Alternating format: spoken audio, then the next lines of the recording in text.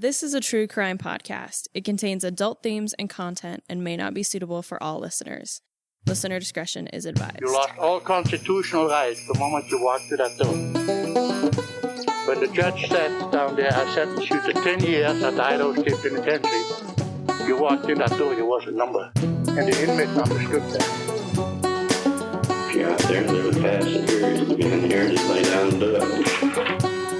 Those inmates that were here in the institution during an execution, it had an impression on them that maybe was still with them to some extent. Maybe they don't think about it anymore, but it had an impression on them, I'm sure. They wouldn't let me out until I get back to stuff. 7 months later, I give it back to them. That was one of the problems we ran into. You had 5 or 6 guys that were sitting in a place, smoking and joking and drinking coffee. Pretty quick, they'd hatched a plan in there to get under your skin some way or try to figure a way out. Welcome back, folks, to another episode of the Behind Gray Walls podcast, a podcast about the old Idaho State Penitentiary and the men and women who lived and worked here. My name's Anthony, and I am chatting with Sam in the trenches. Hi, everybody. How you doing? Oh, not too bad. Happy holidays, everybody. Yeah, happy holidays. And Skye all the way out in D.C. Hi. Happy holidays all the way from the opposite side of the country. Yeah. Have you guys finished your holiday shopping for the year? Like I've even started. I'd say I'm about half, 3/4. I'm going to say 3/4. I bought one more thing in the Old Pen Souvenir Confinement gift shop today. Awesome stocking stuffers.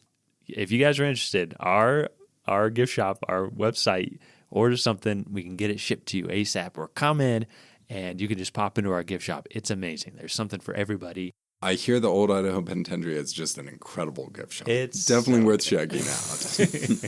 It is actually really good.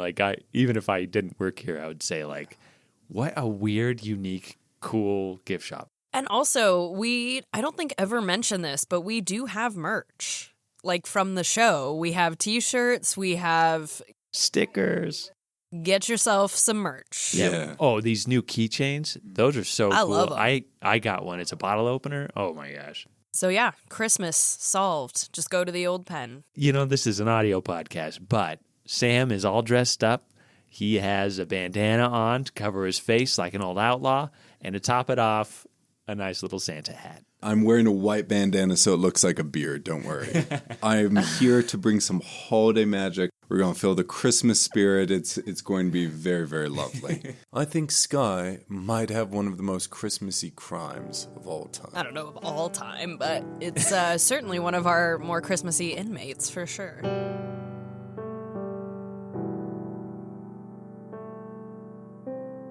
Today, I am covering number 7323, Margaret M. Barney. Sources are her inmate file from the Idaho State Archives, newspaper.com records, ancestry.com records, a series on PBS on Horace Mann, an article on the U.S. Army Pacific website by Dr. Mike Krivdo called Operation Flintlock, pamphlet from history.army.mil titled The Women's Army Corps in World War II, the page on the Women's Army Corps from the National World War II Museum in New Orleans, page about American servicewomen during World War II from the National Park Service, a grammar phobia blog article about a word that we're going to talk about, the page for Spencer, Idaho from YellowstoneTeton.com, a website called SpencerOpalMines.com, and an article by Anna Daly from the Boise Dev publication called Gem State Shines On with Its Large Opal Mine. Basic information on Wikipedia for Horace Mann, the Gilbert and Marshall Islands Campaign, the V Amphibious Corps, WAC, and Spencer, Idaho. Margaret Barney is born Margaret Marie Stratton on December 23rd, 1922. Not only does her crime take place on Christmas, but she herself is basically a Christmas baby. She's born in Bristow, Oklahoma, which is roughly halfway between Tulsa and Oklahoma City. She was born to John Robert Stratton and Lou Edith Quick Stratton. She was the third of 3 children from this marriage. She had an older sister, Luatha, and an older brother, Theodore. So she's born in 22, but by 1925, her parents had divorced when she was a baby. And it appears that her older sister actually went with her father in the divorce, as she and her brother stayed with their mother. By 1930, both parents had remarried, and now her mother was married to a man named Dan O'Byrne. She also now had a younger stepbrother, Andrew, from her mother's second marriage. Her mother's first remarriage didn't last very long. A few years later, in 1932, she'll marry a third time to a man named James J. Chaddock. And this marriage would actually last for the rest of her mother's life. James would be Margaret's stepfather, and by all accounts, what we'll see in this episode is he was a stepfather who really cared about her, which is, of course, not always the case. Most of Margaret's childhood was spent in Shawnee, Oklahoma. Luckily for us, her 6th grade at the Horace Mann School was very well documented because, it turns out, the principal of the school, whose name was A.J. Smith, he was also a journalist for the Shawnee Evening Star. So he kind of uses the newspaper to just brag about his school every week. So in the end of March 1933, probably at the end of her 5th grade, she's listed among a group of students who were absent because of illness. By October, kind of her 6th grade year, the next October, she'd had perfect attendance in the first 6 weeks of the school year. Apparently in November, she brought clippings for the 6th grade bulletin board, but it doesn't give any more specifics. Then, according to the newspaper also that November, she was going to Oklahoma City for Thanksgiving. On the 23rd of December, which of course is her birthday, she is listed as one of a social studies group who's going on to present a quote-unquote short pageant on Mexico after the Christmas break was over. Probably one of those country reports, that you always see probably in your grade school. In February of her 6th grade year, she took part in a social studies play the grade put on called Honesty is the Best Policy, and she presented a group of games in this play. Not sure what that means. In March, she's listed among other students who got 100% in all their spelling tests the week before, as well as a group of students who were listed as satisfactory in all subjects. I loved spelling tests. Was such a spelling test girl. Did you guys like spelling tests? Oh man, my anxiety just thinking about a spelling test. Fair enough. I'm such a word nerd. So at the end of her 6th grade year, she took part in a program celebrating the namesake of their school, a guy named Horace Mann. Horace Mann was an educational reformer and slavery abolitionist from Massachusetts in the early 1800s. He's actually called the father of common school, and common school we would read today as public school. Basically, he's kind of the first to offer up school, which is subsidized by local residents' taxes. Kind of starts the first public schools over in Massachusetts. He also helped start a campaign for the creation of normal schools in the state of Massachusetts, a school for teachers. Apparently, Horace Mann trained mostly women at these normal schools, and he believed actually that women were better suited for teaching than men were. The ultimate goal of his normal schools was actually to professionalize teaching. So he really is kind of the father of modern public school that we all went to. A big emphasis at Horace Mann schools was teaching students of all classes together, which he believed would help, quote, equalize the conditions of men, end quote. He believed that building a student's character was just as important as what he learned in his academic subjects. And over 50 different schools in 25 different states throughout the U.S. are named after Horace Mann. Then, right before Margaret's summer vacation started, A.J. Smith and the Shawnee Star reported on the 6th grade students' vacation plans. Margaret would be traveling to Texas and California that summer. Really, her 6th grade year, really well documented. I only found one blurb about her 7th grade year, when she was one of a few hostesses elected for the week by the school cooking class. And here's a quote from the newspaper. The class is considering plans for undertaking a campaign to raise money for the purchase of a mechanical refrigerator for the department, end quote. On November 3rd, 1939, she's 16, almost about to turn 17, an article from the Shawnee Evening Star reported on 3 teenage girls who had run away and had not been found after nearly a week. One of these girls was a 16-year-old girl named Dassel Cullum, and this escape, this runaway, was apparently her second time running away, because the Sunday before, she had run away with another 16-year-old girl, someone we know named Margaret Stratton. When they had run away, the two of them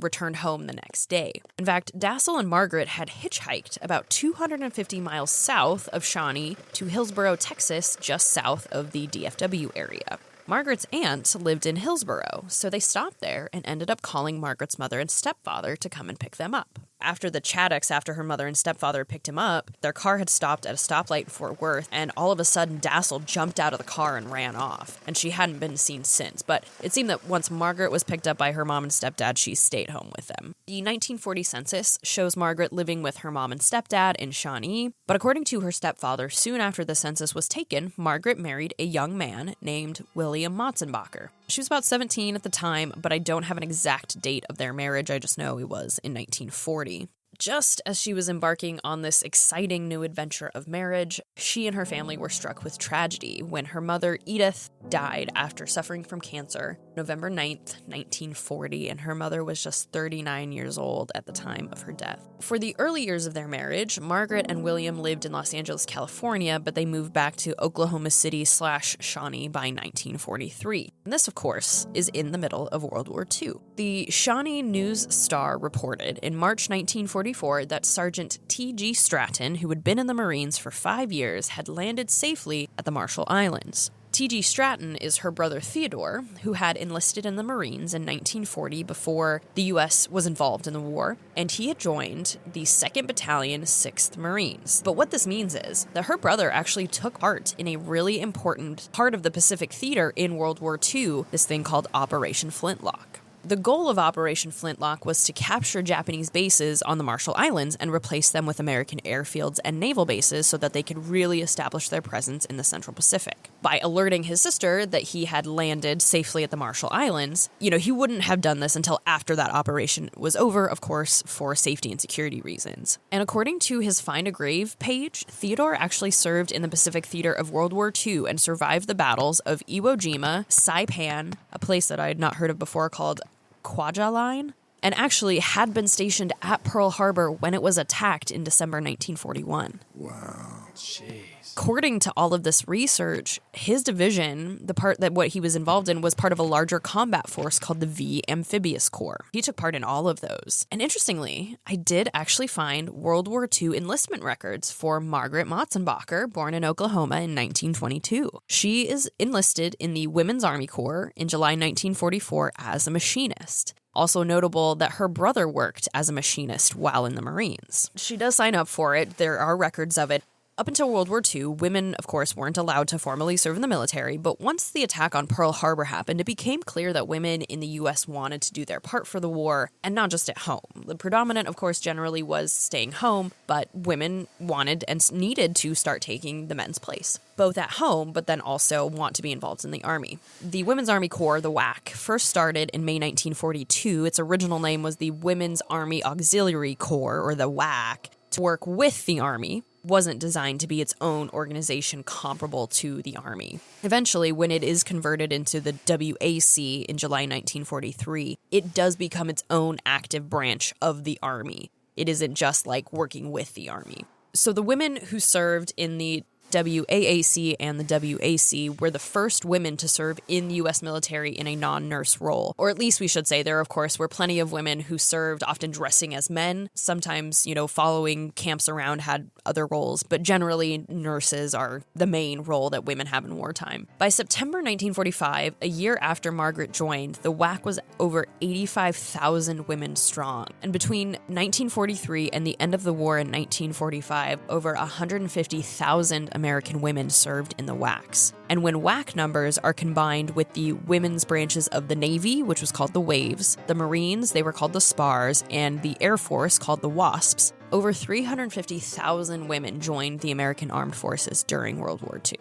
One record I found in her file stated her enlistment date as April 18th, 1944, and her release date as May 18th, 1944, so she may not have served very long, or maybe not at all, even just temporarily. It seems she did at least enlist. In April 1944, just before she joined up with the WAC, William had filed for divorce against Margaret. Then somewhere between April 1944 and March 1946, Margaret married a man named James R. Parker. But by March 1946, they had filed for divorce. On January 11th, 1947, Margaret married a man named James Earl Barney. And when she marries him, she actually lies about her age. Several government records state her birth year as 1922, but her marriage record to James Barney lists her birth year as 1927.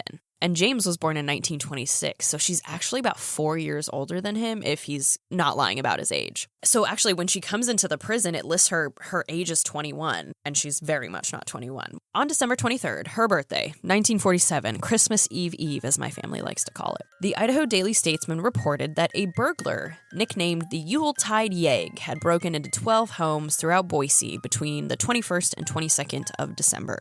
So, side note, the word yegg, Y-E-G-G, is slang for a burglar or safecracker. It first appeared in the year 1900, and many say it comes from the alias of a convicted burglar who used the name John Yegg, which was then popularized by the Pinkertons, who would then call safecrackers and burglars yeggs. And based on my research and what sources I had available, the phrase Yuletide Yegg was first used in the newspaper on December 13th, 1926 by the Macon News from Macon, Georgia. We weren't the first to have a Yuletide Yegg. These particular Yeggs broke into safes and offices, and they just stole some cash. Our Yuletide Yeggs usually would get into the homes by forcing doors that were windows open or cutting the glass out of windows. And by doing this, the Yuletide Yegg entered homes and, in a very Grinch-like move, stole Christmas presents literally from under the Christmas tree. So sad. One poor family not only had all of their Christmas presents stolen, but to add insult to injury, the Yegg also stole the family's car.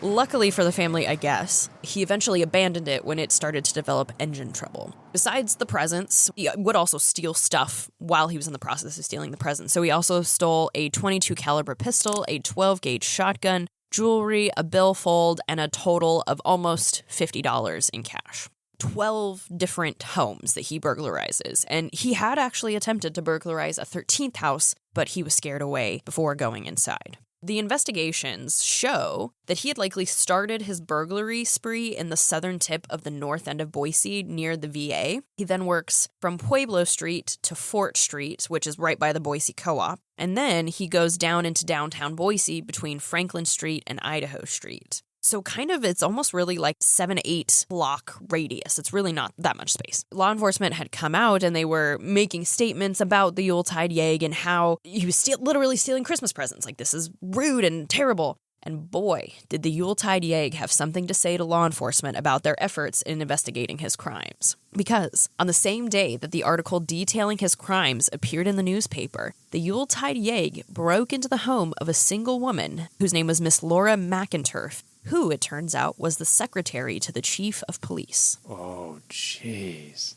He broke in, ransacked her home, ripped open a pile of Christmas gifts under the tree, and took nothing. And then he broke into another nearby house and stole, quote, an indeterminate amount of loot, end quote. So he clearly does that on purpose, to mess with the police. The newspaper describes it as thumbing his nose at the police. But even Yeggs have to take the holidays off because there were no reports of burglary on Christmas Eve or on Christmas. And once the holidays were over, the burglaries had stopped. 21st, 22nd of December, 23rd is when all this news breaks. So for about a month, everything goes quiet. All quiet on the Yuletide Yegg front. Then, on January 24th, 1948, the Idaho Daily Statesman broke the news that much of the loot stolen by the Yuletide Yegg had been recovered. 2 suspects were arrested. Those suspects were, as you probably guessed, 21-year-old James Barney and, quote, his attractive 20-year-old bride, Margaret Barney, end quote. She's 26, by the way. The police recovered about 500 pounds of loot, including watches, irons, silverware, clothing, and cameras from the couple. They even admitted that they had shipped other items back to Oklahoma, presumably to their families, though as far as I can tell, the police didn't try to go after that. And the thing that might have had James and Margaret kicking themselves was that they were not on the police radar at all about the burglaries, except that they got kind of a little sloppy because there were 3 separate reports basically put them on the police radar. The first is a purse snatching, the next is a car prowl, and a hotel room burglary. So the car prowling happens on Hayes Street. So the police investigate this. Soon after, though, like right as they're done investigating this break-in, the police are called in to investigate a purse snatching. A woman named Bess Stroud had had her purse stolen at the intersection of 13th and Washington Street, which is just a few blocks south of where the car prowl happened on Hayes Street. Then, in a local unnamed hotel, presumably close to these other incidents, someone had reported that a hotel room had been burglarized. Guess who had just checked into that hotel? I think you can guess. It was Mr. and Mrs. Barney. One thing that the newspaper doesn't make clear was how the police had connected these other two incidents to the two of them. Presumably, Bess Stroud had gotten a look at her purse snatcher, but how they had connected him to the car prowl is not clear. But they did find evidence that he had committed these crimes because he had a check belonging to Bess Stroud in his possession. And once they were arrested, one or maybe both of them led the police to a barn on a farm west of Boise where all of the stolen articles were kept. They just walked into this barn and the loot was everywhere. The amount of loot that they had found solved 15 different burglaries around Boise. Wow. 500 pounds? That's insane. Yeah. This article also gives us some important information about James Barney. Turns out he had already spent some time at the Idaho State Penitentiary. James was born in Odessa, Texas in 1926 and raised in Oklahoma, where we know he met Margaret. It actually turns out that James's father was born in Spencer, Idaho, in the eastern part of the state. It borders on Montana. So in our state, you have the Panhandle, and then you almost have the southern part. It juts out. There's almost that little shelf. That's like right where Spencer is. Did you know that Spencer is called the opal capital of America? We apparently have the most opal, have one of the biggest opal mines in the country. There's a company called the Spencer Opal Mine. They're the only active opal mine in the entire state. Opals are apparently the second biggest gem product of all of the gem products from the gem state. Wonder if the fact that his father was from Idaho was the reason that the two of them had headed to Idaho from Oklahoma. James had apparently also served in the Navy for a very brief time, but had been dishonorably discharged for unknown reasons. According to the Idaho Daily Statesman, James Barney had been arrested in Madison County, Idaho in December 1945 for grand larceny and was sent to the Idaho State Penitentiary for 1 to 14 years. He was given a conditional pardon in November 1946, but he was returned to the prison as a parole violator in June 1947, and he and Margaret had gotten married in January 1947. While he was out on conditional pardon, he married Margaret. Once he was brought back as a parole violator in June, he was released again November 1947, about a month before the Yuletide Yegg started his Christmas burglaries. Apparently, and this is actually really what they were charged with, the two had also confessed to assaulting Boise attorney James W. Galloway on December 24th, 1947, robbing him of $1 single. It's brutal. Christmas Eve. Come on. Christmas Eve, Boise attorney took $1. A few weeks later, James pleaded guilty to robbery, and he was given 25 years at the Idaho State Penitentiary. Margaret had originally pleaded not guilty, but eventually changed her plea to guilty, and she was sentenced to not more than 15 years at the Idaho State Penitentiary. Her intake form: crime, robbery, sentence up to 15 years, plea guilty, birthplace, Bristow, Oklahoma, nationality American, race English, date of birth 12/23/22. It has a different date, and then it's scratched out and handwritten as the year 22, but it still lists her age as 21. Height 62.5, weight 110. One of the questions says chest normal, and the person who was filling it out just put 3 question marks. Color of eyes hazel, color of hair curly brown, complexion fair, nose regular, chin regular, ears regular, not vaccinated, childhood opportunities poor, age left school 13, age left home at 14 because her mother died, how long she'd been in Idaho 18 months. Here's a fun thing, her occupation is as a welder. Again, if her brother did it, I wonder if she learned a little bit from him as well. Religion Methodist, general physical condition good, habits liquor no, tobacco yes, narcotics no, gamble no. It does say her maiden name is Parker, but we know that's not true. That's the name that she had prior to marrying James. A few weeks after her intake, she wrote a letter to the members of the Board of Corrections, and it says, "Dear Sir and board members, this is the first time I have ever been in any kind of trouble, and it is going to be the last time. I would never got into this trouble, but my husband wanted me to, so that is why I did it, so it is as much my fault as it is his, if not more. I do not blame no one for my being in here but myself. My husband and I should know better than to steal, but since we did not use our heads, now we have to pay. My husband and I was together all the way on the crimes we done. We got in homes first and then in cars. They had a lot of things that we did not. But I'd rather talk to you and tell you than I wanted to write this. The only thing I care to say and tell the truth is that I wish my husband and I had never done this and we both could get on together and do what is right. We have to pay. I do not know how to write all that I know and how the crime started, but I do know that I got as far as the penitentiary, and I guess you know why I'm here. And I know why I'm here, but I do not know all of the cause of the same reason as they did not tell me. It's all kind of one run-on sentence. But really what you can see is in this letter, and really to her credit, she does take a lot of responsibility for what she did. Saying, even though her husband was kind of the one that did it with her, she didn't have to do it with him. She really said, she has no one to blame but herself, clearly expresses a fair amount of regret. She admits that she doesn't know everything about the crime, I think is kind of what that last part is saying, the really kind of confusing part. And so I think the general feeling and the feeling the authorities seem to have is like, yes, she stole, but she was heavily influenced by her husband. When Margaret enters, the population in the women's ward is fairly small, actually. She's just one of 5, including Ethelyn Peterson, who we covered a few seasons ago, or last season.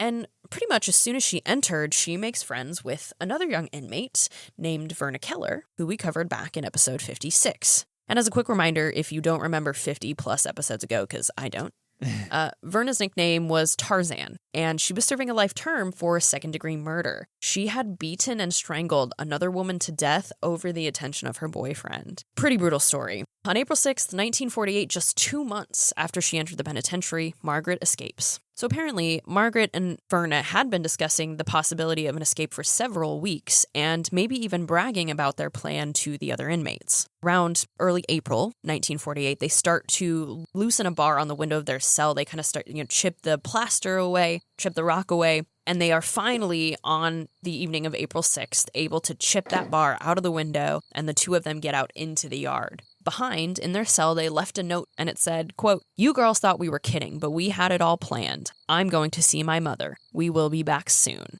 And soon was underlined.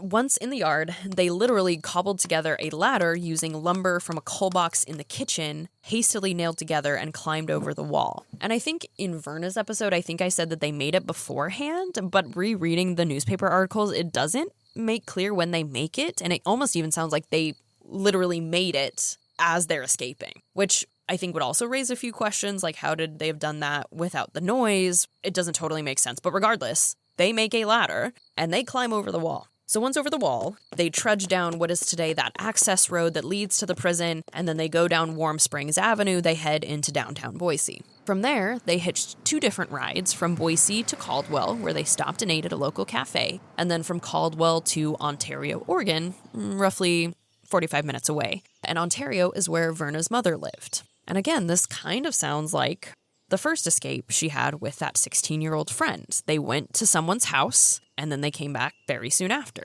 They arrive at Verna's mother's. Verna's mother encourages them to return to the prison, but she does let them stay at her place overnight.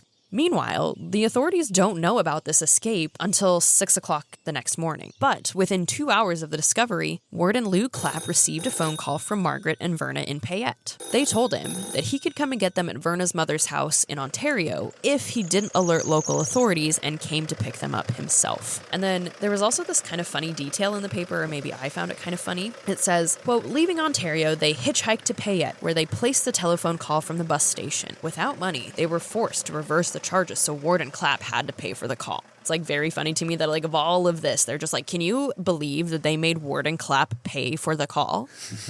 I think the point that I find most fascinating about the whole escape is that their reason for doing it was just to show that it could be done. That's literally the quote. The Coeur d'Alene Press noted that the warden stated the women would be locked in individual cells, quote, "for some time," end quote. They essentially got locked into a sort of solitary cell with just 5 women in the penitentiary. They probably had a few spare ones. Other than being locked in essentially a small solitary cell for a little while, I don't think Margaret got any extension of her sentence or any larger consequence. This escape is in 48. In 1950, in fact, the Board of Pardons actually commutes Margaret's sentence to no more than 9 years, of course down from the original sentence of 15. And there isn't any evidence in her file of Margaret misbehaving other than the escape. It's just so interesting that, she says in her letter, "I won't misbehave. This is the first time I've ever done this. I'll never do it again." And then she gets roped in by someone who is probably charismatic and charming and kind of entices her with something. And then she kind of goes along with them. And then she doesn't do anything bad. I wonder if she's influenced by people One thing that I really liked about Margaret's file is that it is abundantly clear that she had many people in her life who loved her and cared about her and wanted to help her get out and be better. So during her time in the women's ward, the warden received multiple letters about her from her stepfather, Reverend James J. Chaddock, her brother T.G. Stratton, her aunt and uncle in Oklahoma, Mr. and Mrs. Jimison. And in each of these letters, they ask Warden Clapp about her well-being, what kind of things they can send her, if they could do anything to help. They all want to help take responsibility for her when they were released. And interestingly enough, Warden Clapp also received a letter from Margaret's first ex-husband, William Motzenbacher, who was actually asking after her. But Warden Clapp said he couldn't correspond with her because only family could correspond with inmates. So Margaret first tried to apply for release in May 1950. Her case got pushed to the board meeting the next year. In July 1950 is when the Board of Pardons commuted her sentence. In January 1951, she applied for release again, but this one was denied as well. Finally, in May 1951, she was granted a release on parole effective July 6, 1951. She planned on returning to Oklahoma for her parole and living with her aunt and uncle, Mr. and Mrs. Robert Jimison. Her aunt, Daisy Jimison, was Margaret's maternal aunt, and she showed a lot of concern for Margaret while Margaret was in the women's ward. She even sent $10 for Margaret's bus ticket back to Oklahoma, which Warden Clapp promised would be handed to Margaret upon her release.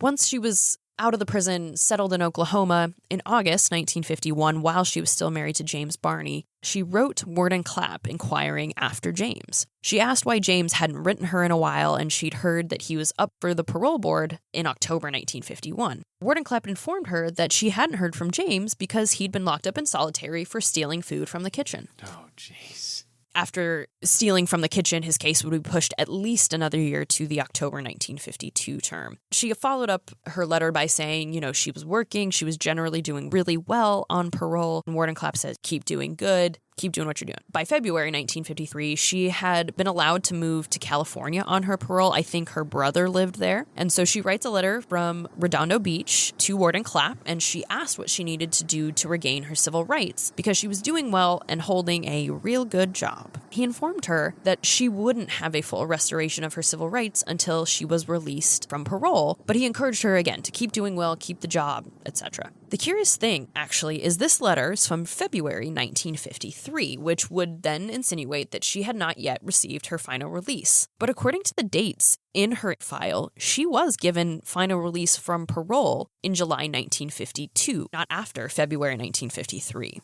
By July 1952, she was officially released. And then I also think within a few years of her release, she and James divorced, but I couldn't find any official records of this. I then found, interestingly, another marriage record of Margaret M. Stratton from December 12th, 1957 to William Motzenbacher, her first husband, who had also written Warden Clapp asking about her welfare. And maybe he had been pining for her after all these years that followed their first breakup. This marriage was about as successful as their first one, and in less than a year after marrying Motzenbacher, the Register newspaper from Santa Ana, California, declared that in September 1958, she had applied for a marriage license with a man named Gordon E. Wilkinson. Then we don't hear from her for about a decade or so. We next learn about her in July 1971 when she applies for a full pardon. In her application letter, she made clear that since her release on parole, she had been happily married to Gordon Wilkinson, and they had previously lived in Marysville, California. But just before writing her letter, they had moved to Jackpot, Nevada, where they were employed at the local Cactus Pete's there.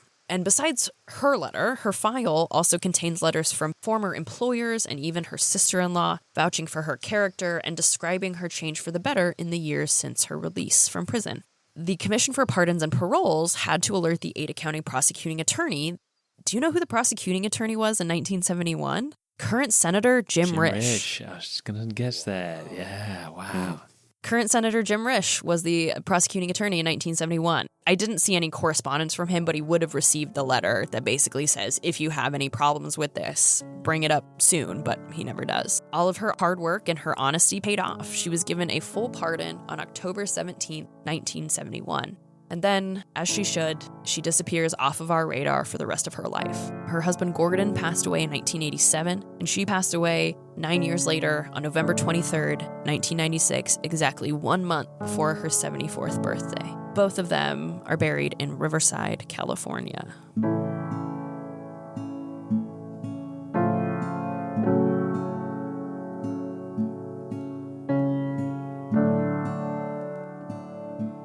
Wow, it's incredible that she really was able to turn her life around. We love to see it. Yeah. Of course. That's what I love about this podcast. I was actually telling my coworker today, I come home from walking around. I'm walking like 8 to 10 miles a day. I'm talking all day long. I come home and I work on the podcast, and then we record, and I just go like, oh my gosh, I love this. It doesn't matter how tired I am. There is just something that's so energizing about telling these stories and uncovering these details. Yeah. The collect call is just, that's my favorite. That's my favorite part of that escape. It's on Clap. Yeah, yeah. And it was kind of a running joke in the Clap family. Like, if you read The Warden's Son, his son Jerry talks about that escape and just how funny it was. An iconic story indeed. Well, I think it's time for some more Christmas crime. Christmas tide has come again, and all the little children are thinking about Santa Claus. And some are wondering if he will come to their home this time. There is hardly any reason for any child to believe that he will not come. A good many things change in this world, but on Christmas Eve, merry old Santa Claus is always heard of. His hair is white, his nose as red as ever, and his bag of toys just as full. You're listening to The Children's Christmas, published in the Mountain Home Maverick. All the room is tidy. The children, half hopeful, half terrified, draw close to mother, father, or grandmother as they hear a sound of trumpets or horns outside. Then the mother says, "What can this be?" Published just days before Christmas in 1901, this article captured the mood in Idaho that holiday season. As children anticipated the arrival of the mythical Santa Claus, adults remained busy. Downtown stores here in Boise reported record business, proving that even 124 years ago, most folks waited until the last minute to do their Christmas shopping. Churches across the valley, including the Episcopalian, Methodist, and Baptist congregations, held special services, and St. John's Catholic Church hosted a Christmas midnight mass. For those seeking a more raucous celebration, all agreed that the best Christmas Eve party was held at the natatorium. Celebrating the marriage of Miss Elma's Coffin to Mr. James Clinton, the natatorium, an aquatic swimming pool and clubhouse, was transformed into a grand ballroom, adorned with evergreens, pink chrysanthemums, stockings filled with popcorn, Oregon holly wreaths, and a beautifully decorated Christmas tree. The centerpiece of the ceiling was an enormous white wedding bell, its clapper fashioned from mistletoe. As if the day could not become any more magical, snow began to fall. Flurries drifted down as the night air grew colder. Houses and trees were soon blanketed in white, and inside homes, the people of Boise drew closer to one another in warmth and cheer. But not all of Boise shared in that warmth. Just up the hill from the natatorium's grandeur loomed the gray walls of the Idaho State Penitentiary.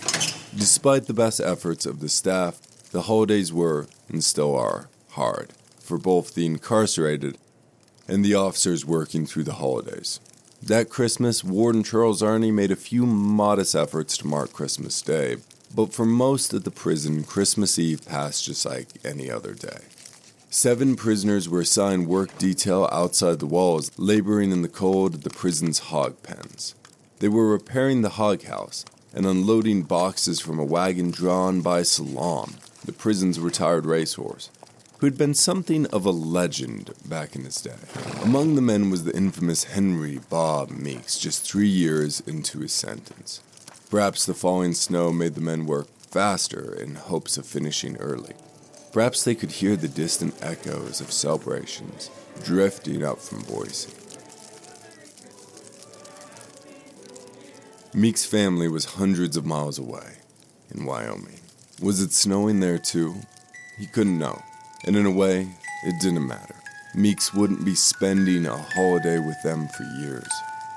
I wonder what that white snow looked like against Selam's dark chestnut mane.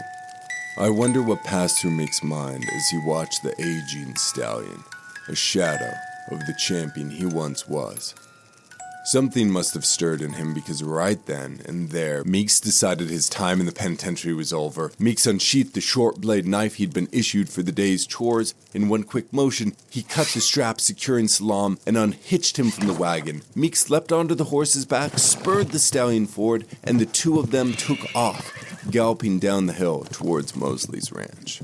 Bob Meeks and Selam rode together as fast as the horse could carry him into that snowy twilight. The prison became alive with commotion as guards mobilized and prisoners learned of Meeks' sudden departure. Somewhere in the sight, a prisoner named Samuel Bruner would soon learn of the escape. Bruner, who frequently went by the name John Doe, might have seen the guards led by Robert Fulton depart on horseback into that white night, and something deep inside him might have stirred as well. Throughout Boise, the snow showed no sign of relenting.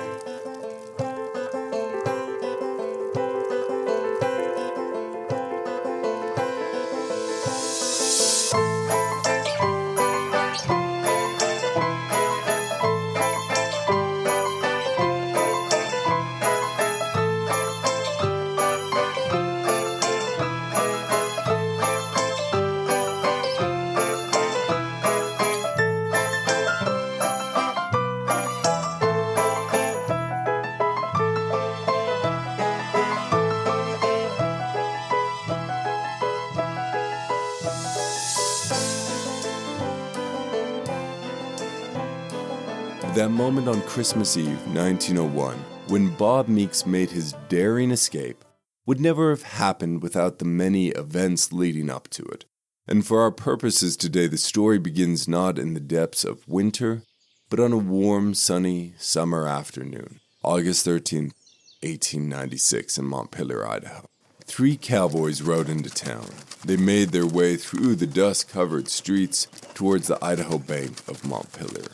Inside the bank, assistant cashier Angus McIntosh had just completed his 13th transaction of the day, depositing a check for $13 on the 13th day of August. At exactly 13 minutes past 3 o'clock, the door swung open and a masked man entered. He walked up to the counter, tossed a bag in front of Angus, leveled a pistol at his face, and told him to fill it. Behind the tall, lean bandit, standing outside the cashier's window, stood a second robber, stockier with blue eyes and sandy hair. He held his gun steady on the other cashiers who were now facing the wall with their hands in the air. Outside, the third powerfully built man stood watch, gun drawn, guarding the horses. When Angus tried to claim the till was empty, the tall bandit snarled, "You goddamn liar," and brought the barrel of the gun down on Angus's head. "Leave that man alone," shouted the sandy-haired outlaw, whom the victims were beginning to recognize as the leader of the trio. With blood now running down his face, Angus needed no further convincing. He handed over the money. The bandits loaded the bags of gold, silver, and currency onto their horses and rode out of town. While the bank scrambled to downplay the amount stolen, most historians now estimate the sum at somewhere between $7,000 and $16,000. The robbers disappeared in the canyon beyond town, using a network of relay horses hidden along the trail for an incredibly fast getaway. Montpelier didn't have a sheriff, but it did have one determined deputy on duty, Fred Crookshank. There was just one problem. Fred didn't have a horse, and in that moment of crisis, no one was willing to lend him a horse for this particular mission. Finally, the deputy found a broken-down bicycle. Deputy Fred pedaled furiously after the fleeing outlaws, but to no avail. In the end, it might have been in the deputy's best interest, because these were no ordinary group of criminals. This was the Wild Bunch. The Wild Bunch, also known as the Hole-in-the-Wall Gang, has become one of the most famous gangs of outlaws in American history. The polite, sandy-haired robber was none other than Robert Leroy Parker, better known as Butch Cassidy. The fiery bandit who pistol-whipped the cashier was William Ellsworth Lay, known as Elsie Lay. And the large man guarding the horses outside was the dangerous and notorious Henry Meeks, called Bud or Bob by his friends, and soon by the law. Though Elsie Lay was born in Ohio, both Butch Cassidy and Bob Meeks were from Utah. children of Mormon pioneers and members of large families. Meeks had 11 siblings, Butch had 12. Our Montpelier bank cashier Angus would have also been interested to learn that Butch had been born on Friday the 13th in April 1866. By 1896, Butch, then 30 years old, had just completed an 18th-month sentence at the Wyoming State Penitentiary in Larceny for horse theft. Now, a free man, he was in the need of money for a lawyer to defend his close friend Matt Warner, who had just been charged with murder of 2 men in Utah's Uinta Mountains. Butch, determined to save Warren from prison or the gallows, needed money for a lawyer, so he planned a robbery and brought in 2 trusted men, Elias Lay and Bob Meeks, both 27.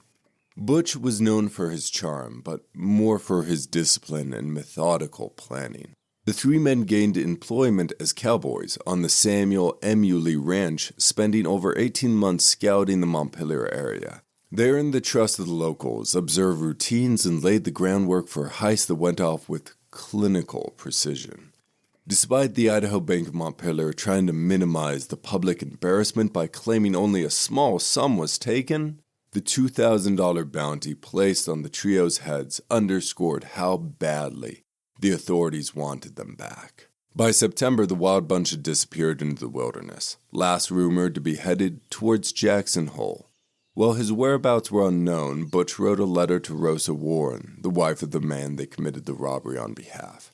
In it, he wrote, I understand you and Matt named your boy Rex Leroy after me. Thank you. I hope I'll be able to meet you all before long if everything is satisfactory.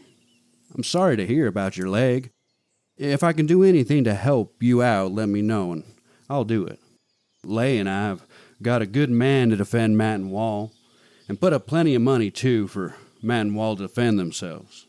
Write me here in care of John Bluford, and believe me to be a true friend of my kind of people. He signed it. George Cassidy.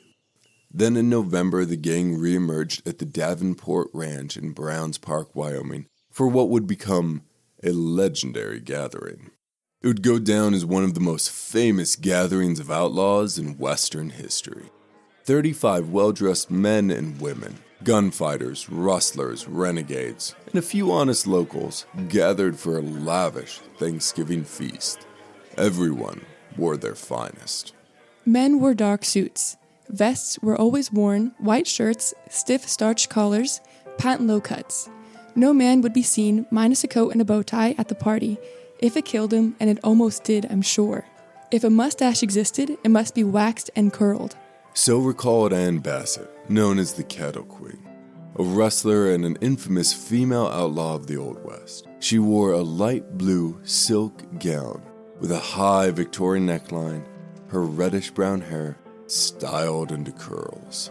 The women wore tight-fitted long dresses with leg-o'-mutton sleeves and boned collars, hair done on top of the head either in a French twist or a bun, and bangs curled into a frizz. Girls in their teens wore dresses about 3 inches below the knees, spring-heeled slippers, and their hair in curls or braids tucked up with a big bow of ribbons at the nape of the neck.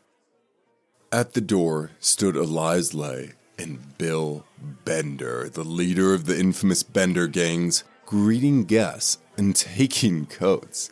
The chef that evening was none other than Isam Dart, one of the most celebrated black cowboys of the American frontier. Normally seen with 2 six-shooters on each hip, Dart instead wore a chef's hat and served a feast that stunned his guests. His menu included Blue Point oyster cocktails, mashed and candied sweet potato, cream, peas, cranberries, olives, celery, pickled walnuts, sweet pickles, tomatoes on crisp lettuce, hot rolls with sweet butter, Roquefort cheese, coffee with whipped cream, and as the centerpiece, a roast turkey with chestnut stuffing and Gilbert gravy. For dessert, the outlaws enjoyed pumpkin pie, plum pudding with brandy sauce, mince, and salted nuts. Serving the food were none other than Butch Cassidy and Harry Longabon, better known as the Sundance Kid. Wearing aprons, the 2 legendary outlaws struggled with etiquette. The blood-curdling job almost floored him. He became frustrated when some of the guests told him it was not of good form to pour coffee from a big black coffee pot and reach from left to right across a guest's plate to grab a cup right under their noses. This just shows how etiquette can put fear into a brave man's heart. Though Butch and Sundance had certainly known each other before, this is the first recorded time they were seen together, marking the beginning of a long and eventually tragic partnership. What we really just heard was like a social code in clothing. Kids wear a dress at this length. Women wear their hair like this. Men, a man wouldn't be caught without a coat. Are you crazy?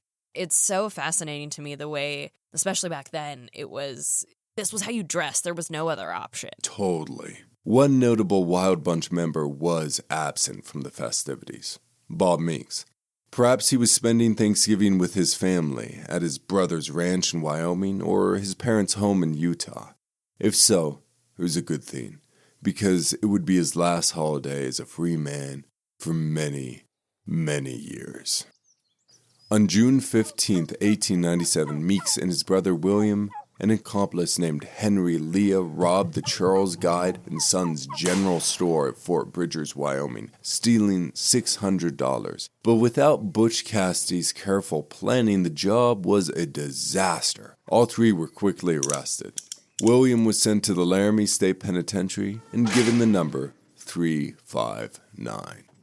Even worse for Meeks, he was identified as one of the notorious Montpelier bank robbers. He was extradited to Paris, Idaho, and Bear Lake County, where he stood trial. Judge Drew Stanford found him guilty of robbery and sentenced Meeks to 35 years of hard labor at the Idaho State Penitentiary. Meanwhile, the following year, in 1898, Deputy Sheriff Lawrence arrested a man on the charge of grand larceny. During this man's life, he went by plenty of aliases. The one he gave most frequently was John Doe, which I personally think is about as fitting as any for him. But this John Doe eventually gave his name as Samuel Bruner. Samuel Bruner, our subject for the episode today, is a bit of a mystery, and much of his past remains elusive to this day. All we have about him is a small smattering of details that may or may not be true.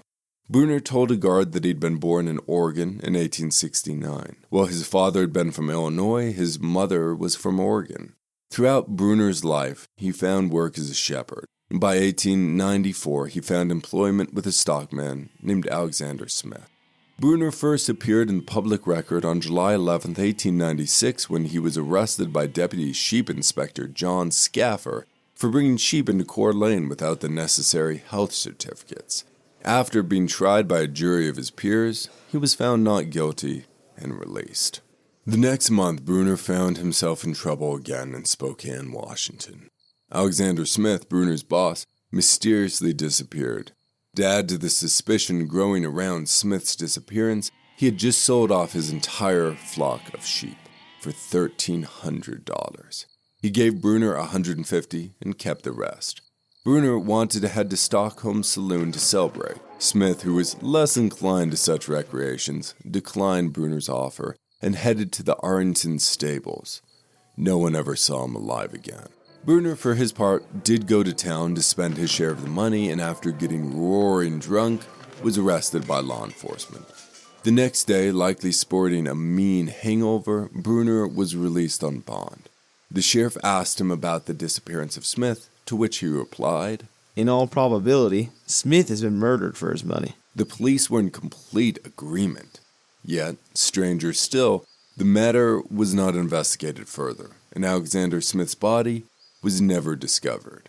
After this incident, instead of returning to work immediately, Bruner spent the following year spending lavishly at bars, brothels, and saloons, where officers frequently arrested him for public drunkenness. On September 13, 1897, Officer McAndrews arrested Bruner after finding him passed out on one of the city sidewalks.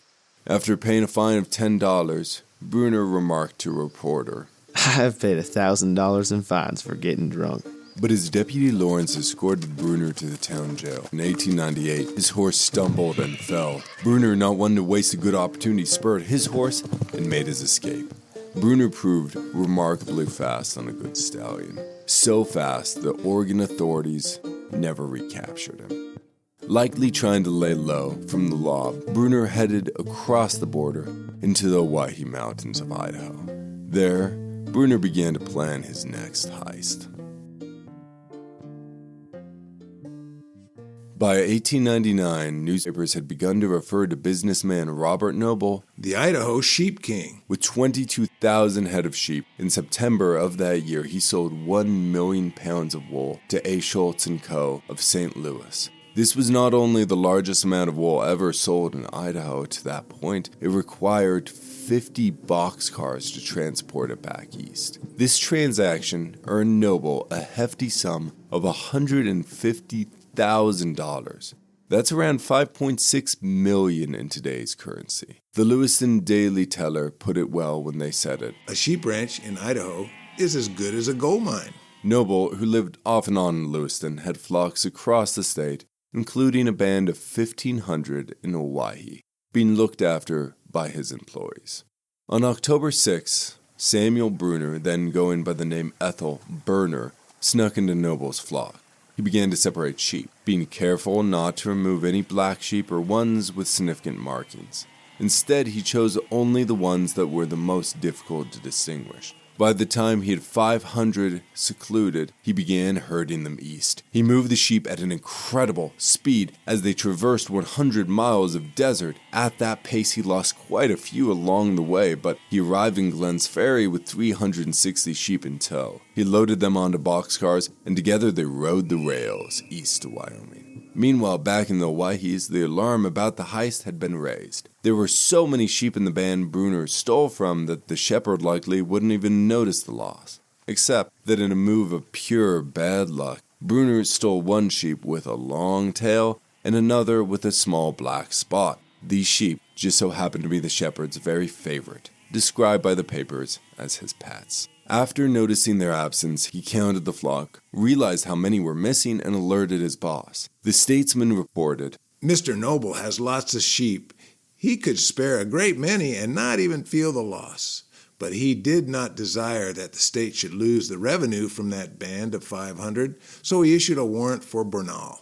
The guts that takes. Some shepherd that guy was. Strangely enough, Noble did not issue the warrant in Owyhee. Noble went to Boise to Justice Herrick's court, who issued the warrant to Sheriff Jack Campbell of Ada County, one of Idaho's most legendary manhunters. Sheriff Jack Campbell, who'd previously served as the warden at the Idaho Penitentiary, was reluctant to make the arrest, telling Noble, I could not act in the matter, as it in no way chargeable to Ada County. Noble responded, I will pay all the expenses, and no part of it should be billed against Ada County. I wish to facilitate the matter, for by the time I could get into Owyhee County and produce a warrant, it might be too late to catch the criminal. I have no doubt Owyhee County will reimburse me for the amount I will have to pay you. I then took charge of the case, and after sending many telegrams to points along the Oregon Short Line and Union Pacific Railroads, I finally succeeded in having Burrell arrested in Green River, Wyoming. I immediately started for the point of arrest, and on my arrival, there found the sheriff in charge of the prisoner and possessions of the stolen property. Campbell, locking Bruner in shackles and an Oregon boot, took him by train back to Boise, then rode to Nampa, where he turned him over to Deputy Sheriff St. Clair of Owyhee. Between food, hotel, telegrams, and train fare, it cost Sheriff Campbell $113.20 to bring in Bruner. Noble stayed true to his word and paid the bill on October 25th, while waiting for reimbursement from Owyhee. The sheep that were lost along the way to Glens Ferry were all found by Noble shepherds, and those that Bruner got to Green River were all sold in Wyoming to avoid the cost of shipping them back to Idaho. The trial of John Doe took place in Silver City. Whereupon, defendant is informed by the court of his right to the aid of counsel in time to subpoena witnesses, whereupon defendant is asked by the court to state his true name.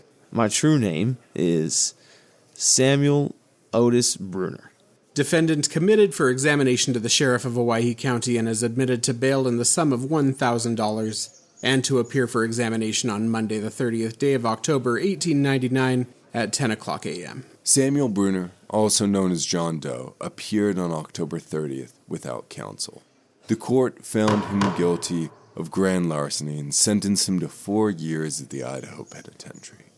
While Halloween had yet to take its modern form, it was still a notable event for many people's calendars, especially in areas with high Irish and Scottish immigrant populations, such as Idaho. All throughout the state, people celebrated with parties, dances, and pranks.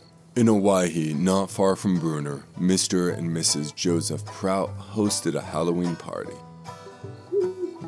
There were all sorts of old-fashioned Scotch games played, and a delightful luncheon set for them. Oh my, but they all did have a merry time. Over in eastern Idaho, the Blackfoot News published this invitation to a party at Fort Hall. A Halloween party, I ween. All dressed in white, the phantoms are seen. Be not afraid, they're out for a frolic, to drive away thoughts melancholic. Will you come and join our merry throng, and help the fun and frolic along? Your presence here a pleasure will bring, and thus you'll strengthen our mystic ring. Fort Hall, Idaho, October 31st, 1899. From The Spirits. However, Bruner did not take part in any Halloween pranks or Samhain dances. Instead, he spent the holiday locked up in the Silver City Jail. On November 7th, the stagecoach arrived, prepared to take Samuel Bruner and 3 other prisoners to the Idaho Penitentiary. The guard sent along for the trip was Robert Fulton. Robert H. Fulton was born in 1874 in Pennsylvania. He and his brother Hugh moved west to find work as miners. Both men were exceptional outdoorsmen, strong on horseback, and incredible shots with firearms. Hugh went on to become a deputy sheriff for the Ada County, and later a guard for the Idaho Penitentiary. Meanwhile, Robert enlisted in the 1st Idaho Volunteer Infantry, which sailed to the Philippines to fight in the Spanish-American War. This group did not see much combat, as the largest battles of the war took place in Cuba. But despite this, 5 members of the unit were killed in action. 2 died from wounds received in combat, 1 drowned, 1 was killed in an accident, and 13 died of disease. Robert Fulton would not be one of the soldiers who perished in this war, and after his return in 1899, his brother convinced him to become a guard at the Idaho State Penitentiary. Fulton, only 25 years old, along with Sheriff Oscar Brunzel, transported the prisoners to the facility. Samuel Bruner, whose other name was recorded by guards as George Stevens, entered the prison where he would meet the infamous Bob Meeks. Bob Meeks and Samuel Bruner had very different experiences inside the Idaho State Penitentiary. Meeks increasingly found himself in trouble with the guards, but was beloved by his fellow prisoners. He continued to maintain his innocence, claiming that his arrest had been the result of mistaken identity by one of the bank cashiers in Montpelier. Bruner, on the other hand, kept his head down and remained on perfect behavior. By 1901, he earned the position of electric engineer, responsible for keeping the boiler in the prison steam plant running.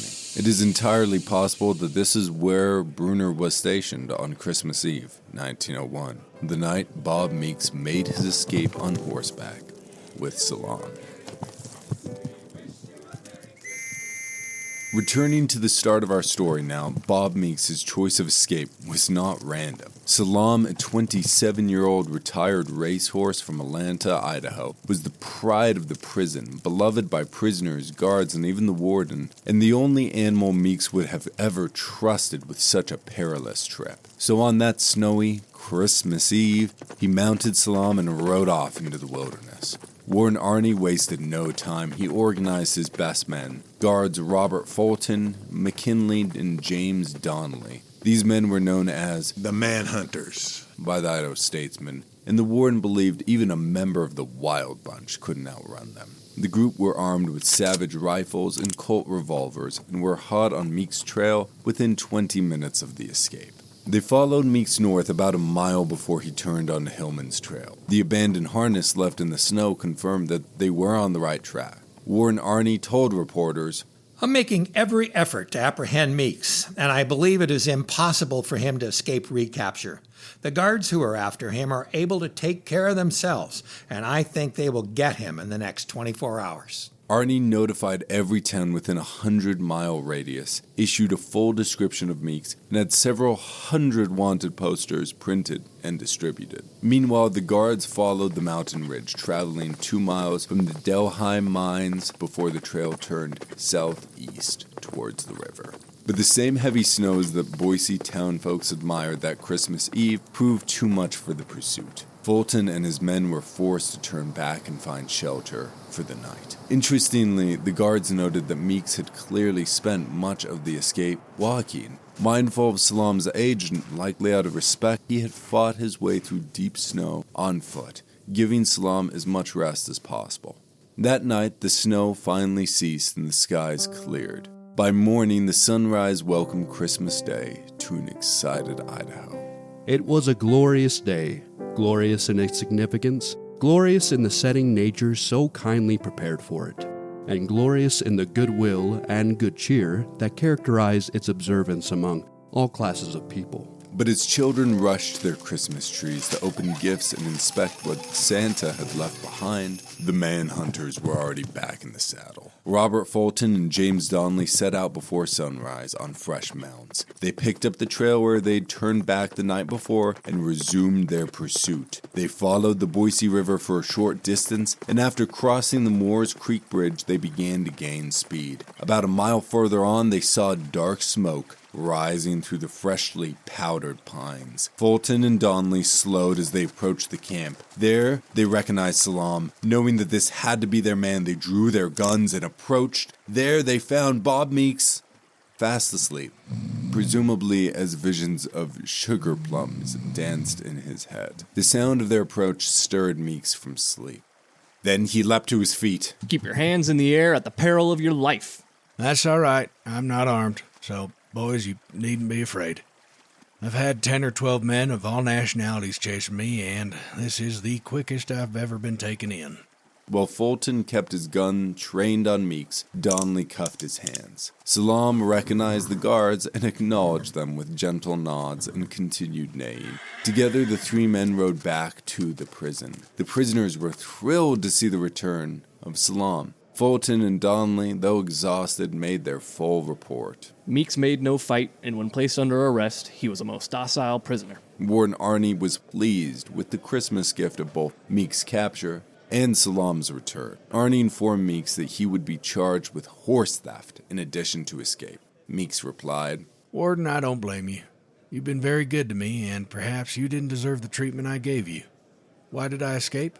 I saw what I believed was a good chance to get away, and I availed myself of the opportunity. I knew old Selam, and if anybody could give me freedom, it was he. So I took the long chase. It's all off now, and I suppose I'll have to take my medicine for the effort that failed. No, I have no complaint to make about my treatment while an inmate of the penitentiary. The warden and his assistant have been very kind to me, as well as to the other prisoners. And what more can a poor outcast expect? I tell you, it's hard, old man, to serve time for something you never done. And it rankles in a fellow's breast, but what can you do? Liberty is sweet for a man isolated and dead to the world. And when the feeling comes over you, even with death staring you in the face, a lost soul is willing to take the big chase. I took it, but I failed. I am now satisfied, and I will take my punishment as a man.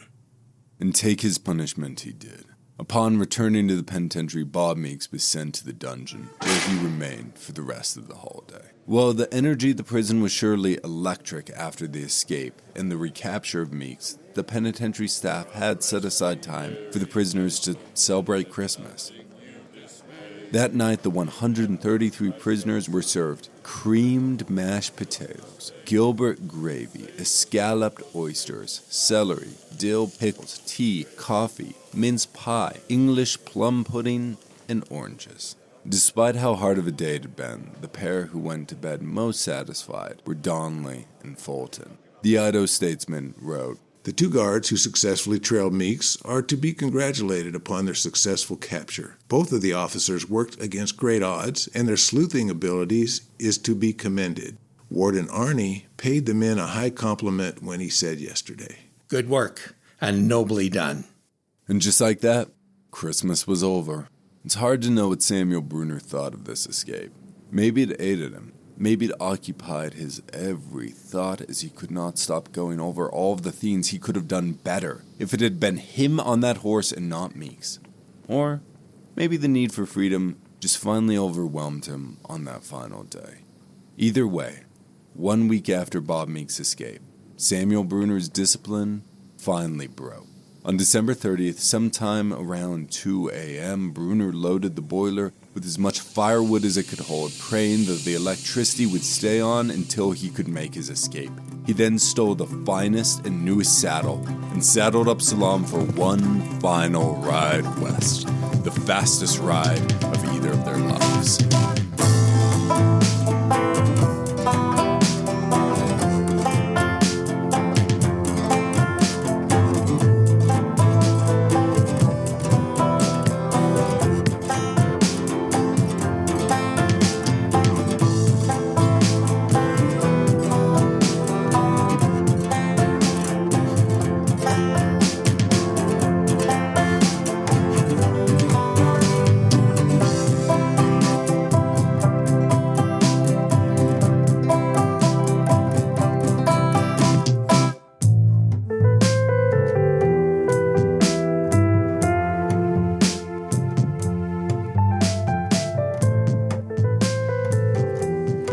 Bruner directed Selam through the prison orchard and onto the Warm Springs Avenue. There, the pair began to ride fast. On the southwest side of Boise, near the electric light pond, a citizen saw Bruner flash by at 2:30 a.m. At the time, not much attention was given to the sighting until the public learned of the escape later that day.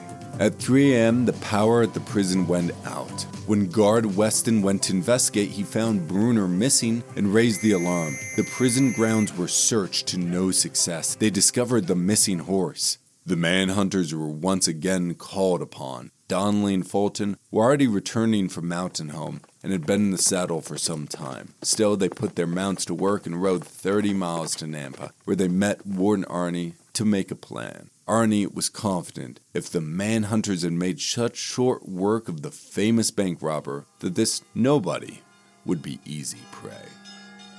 That New Year's Eve in Lewiston, the old Pacific Saloon had its grand opening under its new management, Peg. In Coeur Lane, the Matinee Saloon advertised goose, ducks, turkey, and other holiday roasts for sale. In Blackfoot, a masquerade was held. The Blackfoot Order of Modern Woodmen will give a grand masquerade ball at the Opera House, New Year's Eve. Order your costumes from Miss Mary Thomason.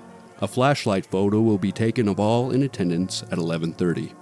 Unlike Christmas, which seemed to include every conceivable type of celebration, the Treasure Valley followed Blackfoot's example, with most celebrations consisting of elaborate dances and masquerades. Fulton and Donnelly were two individuals who did not get to take part. Again, they spent the holiday on the cold, snowy trail. Descriptions of Bruner were spread far and wide in hopes they would aid the two men.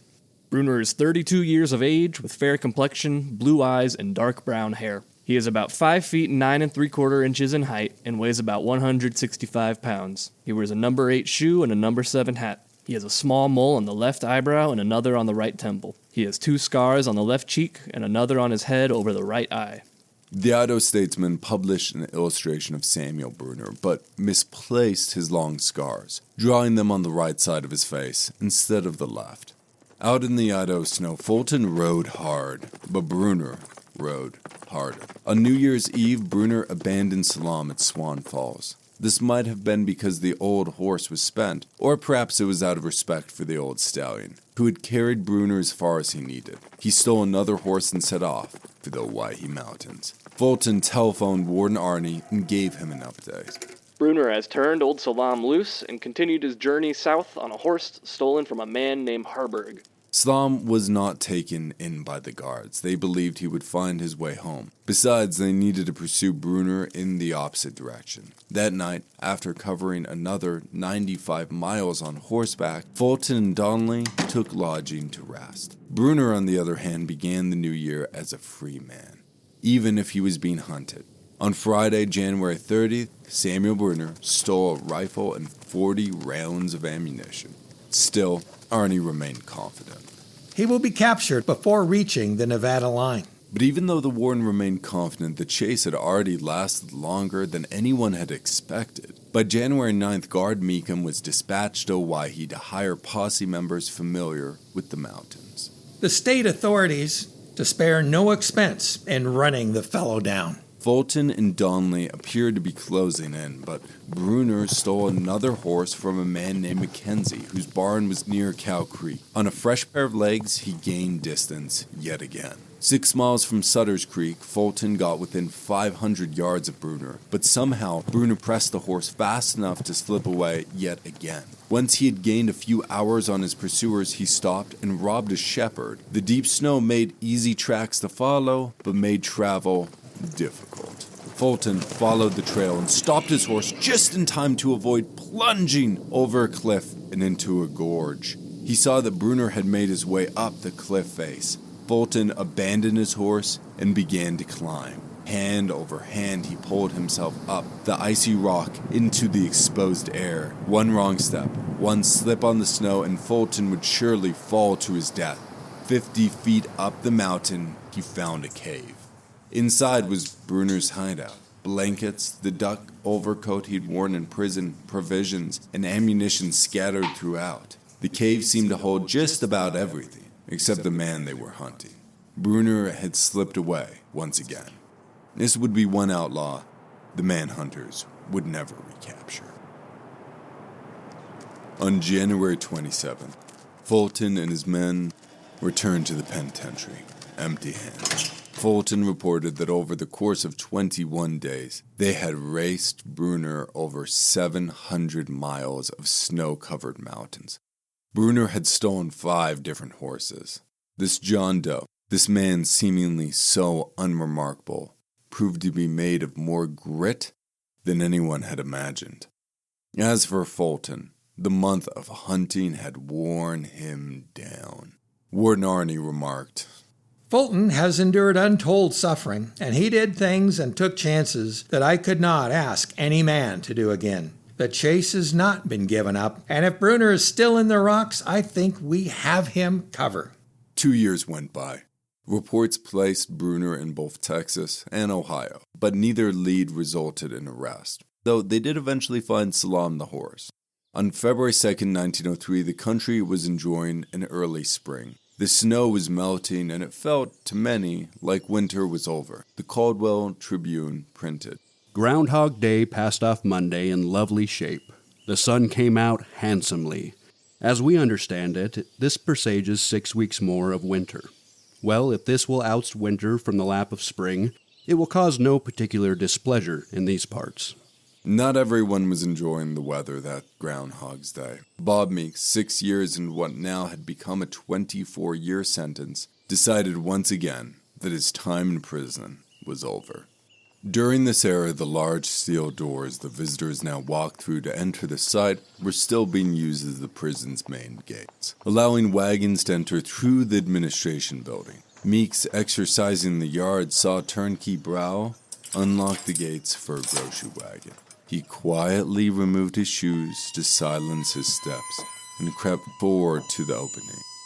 When he was sure no one was watching, he decided it was now or never and bolted. Guards in the tower immediately saw him and shouted, "Halt!" But Meeks kept running. The guards opened fire, bullets peppering the ground around him as he sprinted towards Warm Springs. Robert Fulton, who by then was now promoted to the deputy warden, was in his office interviewing a prisoner when the gunfire erupted. Fulton ordered a guard to watch the prisoner, and Fulton rushed to the armory for a rifle. By the time he stepped outside, Meeks was already 300 yards away. Somehow, the tower guards had missed him. Meeks was now likely out of range for the average shooter. But Fulton wasn't an average shot. Catching Meeks on foot was impossible. Getting a horse would take time. Time Meeks could use to vanish. Fulton made a split-second decision, raised his rifle, and fired. The final shot rang out, and Bob Meeks dropped to the ground. Deputy Warden Robert Fulton had shot the infamous bank robber from an incredible distance, roughly 50 yards beyond the stone warden's house, you can still view today.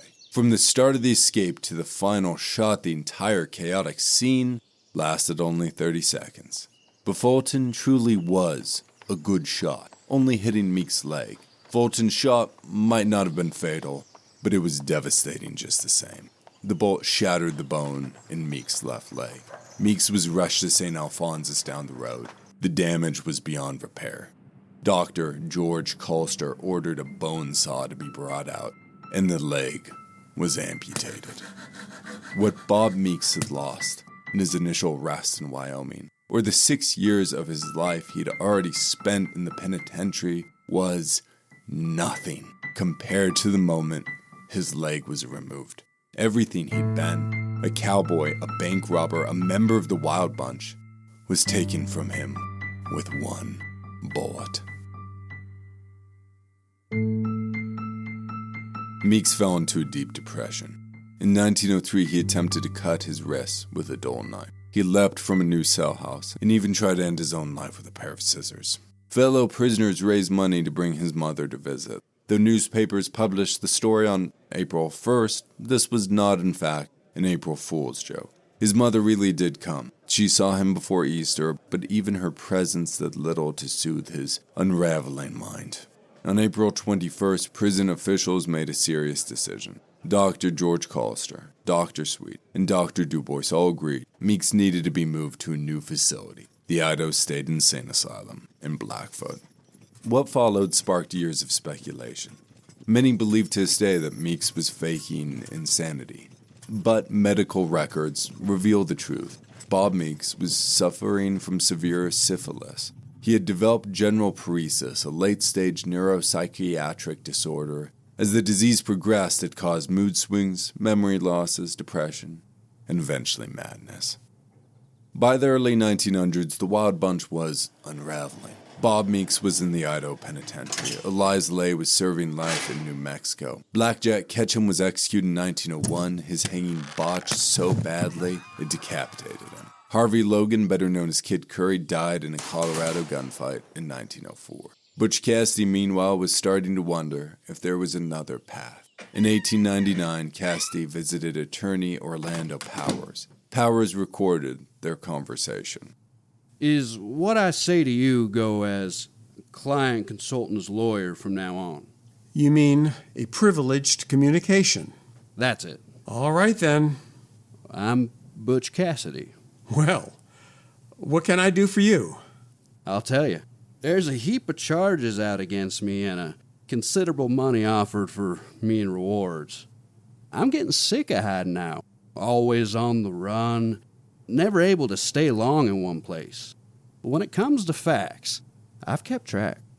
Ain't a man left who can identify me for a crime. They've all died or gone away. I've been thinking, why not just give myself up and stand trial for one of those old charges? No use. You've robbed too many big corporations. Even if no one could truthfully identify you, somebody would swear they could. No. You'll have to stay on the run, I'm afraid. Butch did just that. In 1901, Butch Cassidy, the Sundance Kid, and the beautiful Etta Place fled to Argentina. Etta's fate remains unknown, but most historians agree Butch and Sundance died by gunfire on November 7, 1908, in Bolivia, likely by their own hands. Eliza Lay, however, was pardoned in 1906 and went on to become a well-respected businessman. Bob Meeks' stay in the asylum was short, but for very different reasons. On August 9, 1903, just 6 months after his arrival, he escaped on only one leg. There has long been speculation the members of the gang helped him with this final disappearing act. Meeks returned to Wyoming. One leg did not slow him down. He continued to rob, terrorize shepherds, and joined the Ad Murdoch gang. In 1911, his own family had him recommitted to the Wyoming State Insane Asylum, where he died the same year from complications of syphilis. Warren Arney's own criminal career did not last as long as Meeks. as Arnie resigned from the position after allegations of corruption were brought forward against him from guards, prisoners, and citizens of Boise. Robert Fulton, untouched by the scandal, turned his badge in for his own reasons, and returned to mining with his brother Hugh, never to work in law enforcement again. In 1921, at the age of 47, Robert Fulton was laid to rest after being struck by lightning. What? Wow. And Ann Bassett, the woman who'd thrown the best Thanksgiving party of all time, died in 1956 at the age of 77.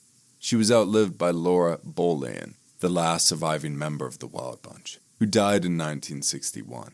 But before we go, there's one final mystery to discuss. As the years went on, more sightings of Samuel Bruner came in from across the country. In 1903, he was reported in Oregon, Pennsylvania, and Kansas, but none of these sightings were substantial enough to lead to an arrest. In 1904, a man was arrested in Montana who was initially believed to be Bruner, but it turned out to be someone else entirely. That same year, sightings came in from Arkansas, Oklahoma, and Kansas, other parts of Montana, and again from Oregon. But none of these led to the collection of the $200 bounty on Bruner's head. Out of the 13 total sightings, patterns began to emerge. There were clusters in Montana, the Deep South, and Oregon. Many of these occurred around the same time, so we know not all of them could have been Bruner. One of the places the prison circulated wanted posters was the National Detective and Police Review. This popular newspaper was beloved by many wannabe detectives, many of whom might have started seeing Bruner around every corner. These sightings may actually be a better indicator of where this paper was most widely read and published than where Bruner was actually hiding. One advantage Bruner had was his unremarkable appearance. Without the 2 scars across his cheek, he could have blended into any crowd. The lack of detail about his early life made tracking him incredibly difficult. He claimed to have been born in Oregon and lived near the Oregon-Idaho border. He worked as a shepherd. He liked drinking and gambling. He was fast on a good horse. Outside of these handful of details, everything else about this man remains a mystery. If I had to put my money down, I say the most likely place Bruner would have gone was back to Oregon. And on May 16, 1904, a man named John Taylor saw Bruner in what feels like the most credible sighting of all. He wrote to the warden, "I now drop you a line in regard to Sam O. Bruner, escape. He was seen here at breakfast at the City Hotel in company with 2 men. Could it be that at long last they'd finally found Bruner? Taylor described the man in great detail and added this about the members of the group. The last one was registered at the hotel as James Kelly. But by the time law enforcement arrived, the man was long gone. Bruner would become one of the 90 men who escaped from the penitentiary and was never recaptured. Bob Meeks became famous throughout the Rocky Mountains for his wild exploits and near-mythic adventures. But Bruner had something in the end that proved far more powerful. Anonymity. He was a John Doe, a nobody, a ghost. And he used this to his advantage. All we're left with is a few unanswered questions and one final description from John Taylor, citing Bruner as wearing the following. White hat, looks old. Dark gray coat, overalls rather old. What he had on? New shoes, about 8 or 9. His eyes were inflamed and red, and he looked as if he had lost some sleep.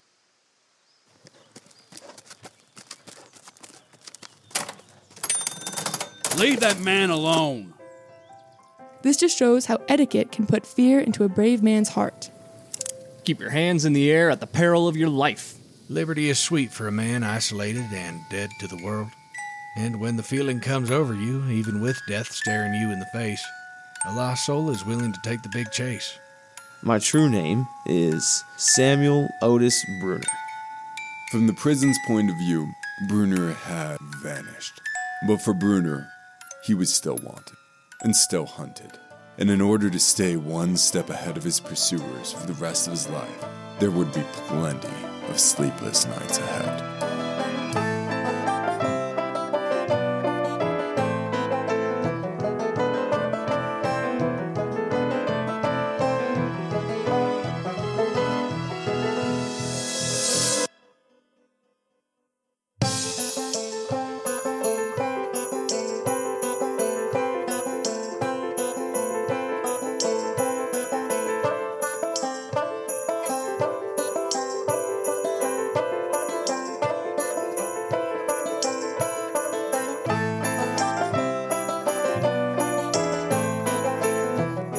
Sources for this episode today include newspapers.com, ancestry.com, familysearch.com, findagraves.com, Samuel Bruner's Idaho Prison File, Henry Meeks' Idaho Prison File, George Cassidy's Wyoming Prison File, The Last Outlaw by Tom Hatch, Butch Cassidy by Charles Larceny, Bandit Heaven by Tom Clavin, The Deadliest Outlaw by Jeffrey Burton, and Christmas in the Old West. A big thank you to Jim Riley and everyone at the Idaho State Archives, as well as Elizabeth over at the Oregon State Archives, who helped me pull files on the Oregon Penitentiary and the Oregon State Insane Asylum as we looked into every possible individual who might have secretly been Samuel Bruner. Well, we came up short on the true ending, and I am incredibly grateful to all these people who helped me find these 320 pages of historical documents to help create this story we shared today.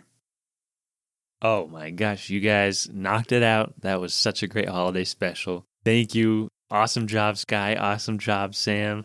Is friends, do not be a Yuletide Yegg. Happy holidays, everybody. Merry Christmas and Happy Kwanzaa and whatever you're celebrating. Happy New Year.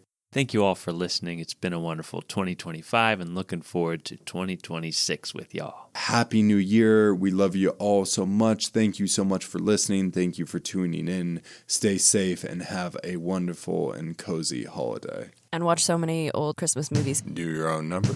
Do your own time. Happy holidays.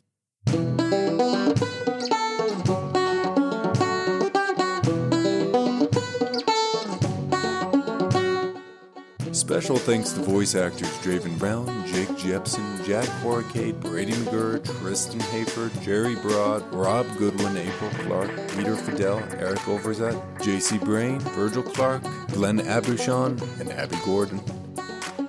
If you enjoyed Behind Gray Walls, please rate, review, and subscribe so others can find our podcast. If you're interested in more Old Idaho Penitentiary information and to see mugshots of the inmates featured in this episode, follow the Old Idaho Penitentiary on Instagram and Facebook.